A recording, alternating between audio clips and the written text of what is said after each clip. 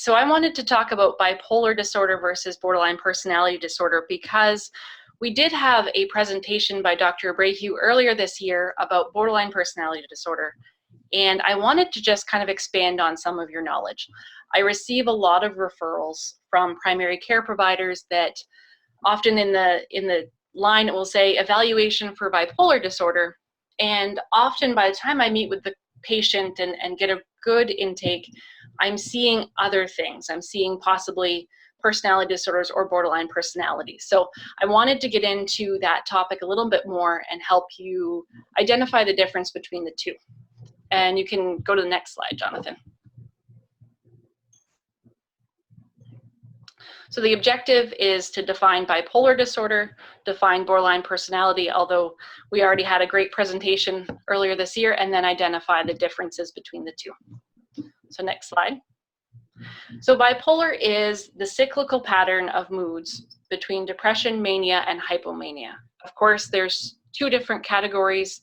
There's bipolar 1, bipolar 2, and then we have some specifiers with mixed symptoms. But when it comes down to it, it's the cyclical pattern of elevated, expansive, irritable moods, transitioning with depression or back to baseline. There's sleep changes, can be distractibility, impulsivity, and affective instability. Now, borderline personality disorder is a whole different diagnosis in itself. And then that comes with a clear definition of criteria in the DSM, including unstable interpersonal relationships, fear of abandonment, and that abandonment may be actual or perceived, poor self-esteem, negative self-image, suicidal behavior, so suicide ideation, attempt, self-injurious behavior, cutting, chronic feelings of emptiness, and impulsivity and affective instability.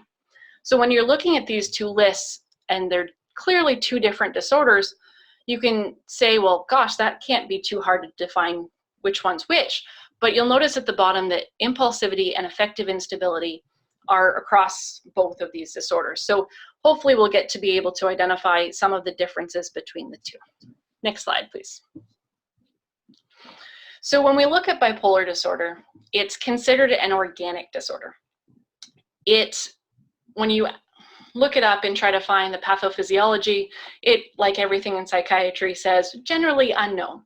But they do say that it might be related to changes in the prefrontal cortex, so it is an actual physical change within the brain. Borderline personality is environmental or psychosocial. So it's due to, like many personalities, it's the collection of traits and how they manage situations, some of the symptoms, and it can come from the psychosocial aspect or the environmental, more of the nurture than the nature. Now, there's also a pretty significant difference in genetics. So in twin studies, there was an 80% genetic link for bipolar disorder, and it's considered a very hereditary disease, where borderline was only 37% in the twin studies. So borderline is not considered very genetically passed. And when we look at course, we often look at bipolar disorder being a lifelong disorder, something that will need treatment or at least monitoring for the life of the patient, where we learned earlier this summer that borderline personality can be a remitting disorder. It can be resolved or at least improved, especially with treatment. Now, prevalence gets a little bit hairy. So recently with the DSM-5, we've had some changes and we've had kind of a new definition of bipolar, or a new understanding of bipolar disorder. So right now in the 2017 data, it says about 3% of the population is diagnosed as bipolar, and that's bipolar 1, bipolar 2, bipolar with mixed features. There's some talk about soft bipolar diagnoses and potentially expanding that diagnosis in the future, but at this point, they're saying about 3%. Now, these are just the people that are diagnosed. There are many people who do not come in for treatment or may not be properly diagnosed, but 3% of the population. For borderline personality, the number in 2007 was 1.6%. So 1.6% of the population is diagnosed as borderline personality. My guess is that we're missing quite a few. There's probably many that are undiagnosed. And the interesting thing is that borderline personality patients tend to be the patients coming in for care. Those are the patients in the clinic, in the ER, or in the inpatient setting. So they're saying that 5.9% in those settings have borderline personality. So the prevalence is different depending on what population you're looking at. Now, with medication trials, when you're looking at past trials, patients with bipolar disorder are more likely to respond to medication. Given that it's an organic disorder, there is a chemical change in the brain, they're more likely to respond to mood stabilizers and antipsychotics.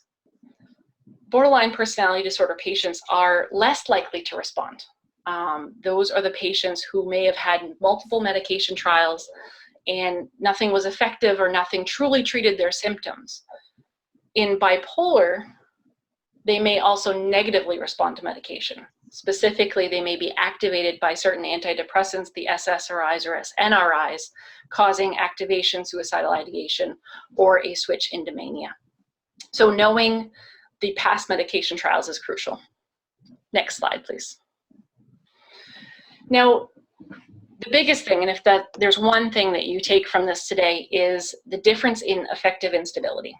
So society in general uses the word bipolar wrong. You hear a lot that, especially in Maine, and if anybody else has snow on the ground this morning, that in Maine we go through sometimes 4 seasons in one day, and someone will say, Mother Nature is so bipolar. That is the incorrect use of the word bipolar. Because technically with the DSM, the moods have to last at least for 4 days. When you ask a patient and they say, my mood changes all the time, it just flips like a light switch, that is not truly bipolar disorder. That leads me to think more about personality disorders, where borderline personality, that change in mood happens less than 4 days, sometimes hours.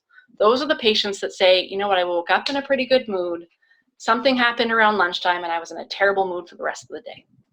So that affective instability, although it's part of both disorders, the duration is crucial to know. So you want to make sure you're really looking at that.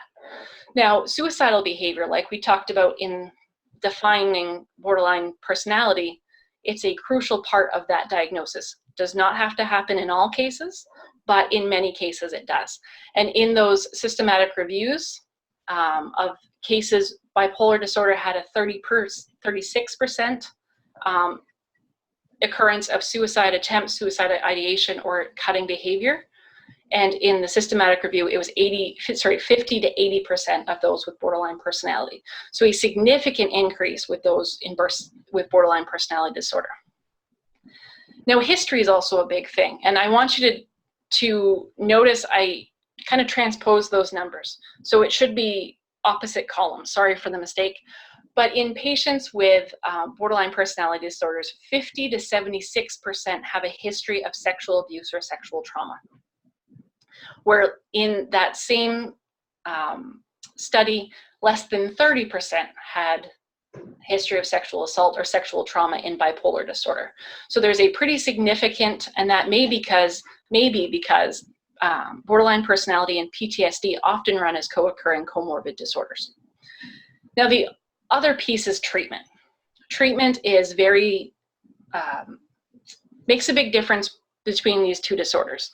So bipolar disorder, we think of medication primarily. We're thinking about mood stabilizers, antipsychotics, and that's the kind of the gold standard. Does not mean that you can't use psychotherapy as an adjunct to help with coping skills, relaxation techniques.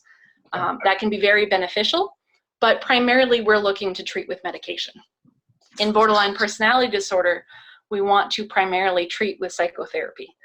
Often we're trying to use medications to target those symptoms, but the gold standard is psychotherapy primarily, and mostly that DBT, the Marshall and Enhan style of psychotherapy.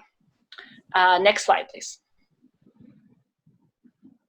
So just as a recap, when you're presented with a patient who has some whether it be impulsivity, affective instability, mood changes, it's good to just kind of take a really good history, ask the right questions, and realize that these disorders can be co-occurring. You can have both bipolar disorder and borderline personality disorder. It can happen. When you're taking a good history, you want to make sure that you're asking about a family history, a first-degree relative that would cause you to think maybe more on the bipolar side, given its genetic link, a history of sexual trauma, which would possibly lead you more to think PTSD may be a co-occurring borderline personality disorder, and then getting a good history of medication trials. Have they had negative side effects from antidepressants in the past, or were they just not effective? Have they had several medications that just haven't worked or haven't shown any improvement? Getting that information is crucial. The other piece is getting the cause and duration. Patients with bipolar disorder tend to change between moods without clear trigger, where someone with borderline personality is usually triggered by something in the environment, some sort of psychosocial cause or stressor. And getting that duration, is it over or under that 4-day limit? And then treating appropriately, not throwing meds at someone diagnosed in borderline personality disorder, and making sure that you get a good history and treat bipolar disorder appropriately, rather than trying to treat it with medications that may cause activation or a significant reaction. And often when I'm talking with patients about borderline personality or trying to diagnose, rather than just using borderline personality disorder, I start talking about some of the criteria.